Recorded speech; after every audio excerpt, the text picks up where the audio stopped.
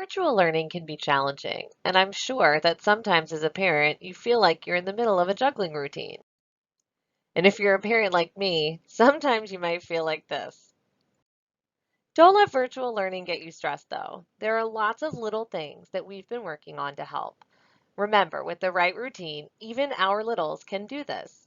Let's take a look at some things that might help. One of the most important things you can do to help your student be independent is to help them learn their username and password. Sure, it might seem easier now if you just enter it for them, but then they are always going to need you to do it. Now that we are in a consistent instructional routine and we're increasing the rigor of our lessons, students are going to keep being asked to sign in if they aren't going through Schoology, so we want them to be prepared. There are lots of easy ways to practice this. Students can practice logging on and off the device. It might sound boring to you and me, but throw in a timer, make a game out of it, and they think it's a blast. And they are so proud when they don't need their password anymore. Looking for a non-digital practice option? Try the password scramble activity that we sent out earlier in the year. Cut the letters and add them to the bag, and now you have a practice game that the students can keep coming back to practice over and over again. You can also have your student practice with the paper keyboard that we shared. Maybe try color coding the letters to help them learn that username and password. And my personal favorite, if your student is still struggling to remember the order of those letters, make a song or chant out of the username and password to help. Just reach out if you need help with this. This is my favorite thing to come up with. Learning their username and password is step one on the road to independence. Once students can log in, we have developed some Schoology routines to help students access their learning independently, or at least with less assistance. Most of these routines we model daily, so students are probably already familiar with them or have at least seen them in action, even if they haven't tried them yet on their own. Take a look at these videos to see some of the other tips and tricks that we have built into Schoology to help students be more independent. One way to foster student independence is to have them log into BCPS 1 each day. From BCPS 1, students should go to Schoology, and then they can choose any of their classes from the course dashboard to access their meetings. You'll notice in any of the classes, when they click on the welcome page at the top, they have a direct link to access our live class sessions through Google Meet, and they can direct message a teacher. When students click on this Google Meet link, it doesn't just take them to the Google Meet login screen. This link is specifically designed to enter our class meeting code so that students just have to click join. You'll notice that this also opens up Google Meet in a separate tab. This way, students are already logged into Schoology, so if the teacher sends them an activity to complete in Schoology as part of independent work at the end of a lesson, they're already signed in, ready to go, and they'll be able to complete that activity without having to log in an additional time. One of the things we really want students to learn is how to toggle back and forth between these tabs, how to find our Google Meet tab where the teacher is talking, and how to find the tab where I can be doing an activity.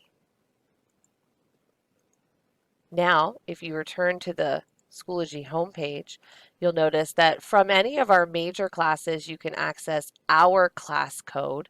From our homeroom course, you'll also see that we've now added a special area button. So students can not only access our class sessions, message the teacher, but they can also access their special area class session. So when they click here, they're going to see their schedule for the week. And when they click on the session, it's going to take them to that session so that the students don't have to type those codes in.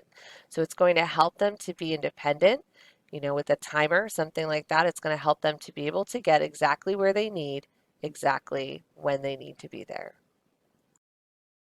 Another thing that we've done to help build student independence is all of our major courses are set up exactly the same way.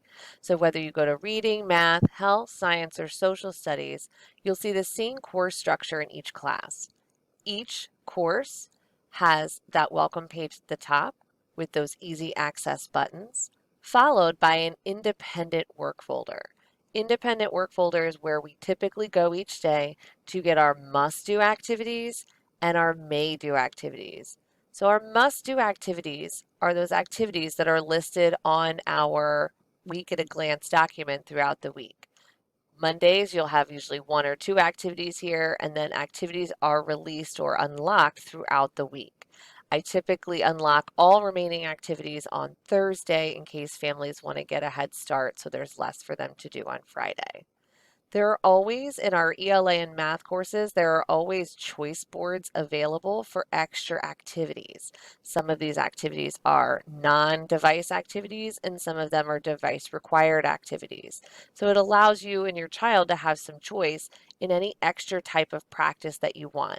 This is designed to model that center component that we would normally have in the classroom so that when students were finished with their independent work for the day, they would have a choice in some different hands-on activities that they could do in the classroom.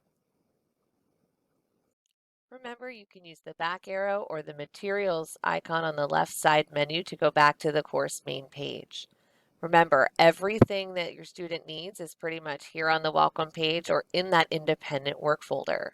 If you're trying to find things that you completed previously, you can go to the previous lessons archive and you'll see that all of our previous activities are organized by week, and then you'll see the activities in there. Another easy way to catch up and figure out if your child is missing anything is just to go to the Grades tab on the side. When you go to the Grades tab, you will see a list of all assignments and anything that is missing or incomplete. Many of the tools that we use also have some built-in features to help support students as well. Both Schoology and Wixie provide auditory support for non-readers. In Schoology, students will often see a play button where they can play to listen to the directions, and in Wixie, they can click on almost any object and click the yellow speaker to have words read to them. Many of our programs also have tools to help with use and navigation. Back arrows can be helpful to help users find their way back to where they were before.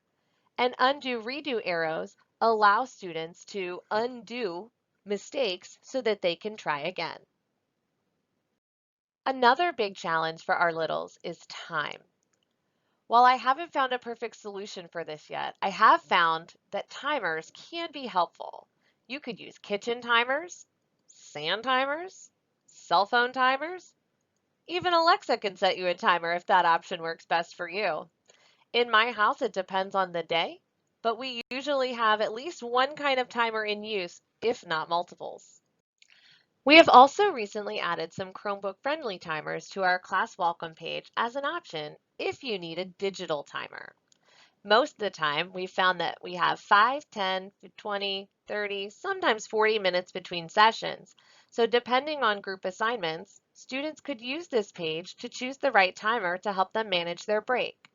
We have been using similar timers in between sessions as well, so the visual should be familiar to them. Now let's review. In order to help this feel a little more like this, there are some things that we can do to help. First, we can help our students learn their passwords. I promise you, they can do it. Second, have your students log into BCPS1 and Schoology each day when they log on to their device. That way they're logged in and ready to access their learning. Third, use the quick access buttons in Schoology on the welcome pages to help your students quickly access live sessions via Google Meet. You can also use the folders to navigate in Schoology. Remember, everything has pictures and sometimes even audio supports to help. And finally, find a timer that works for you. 1, 2, 3, 4, 5, air high five. We've got this.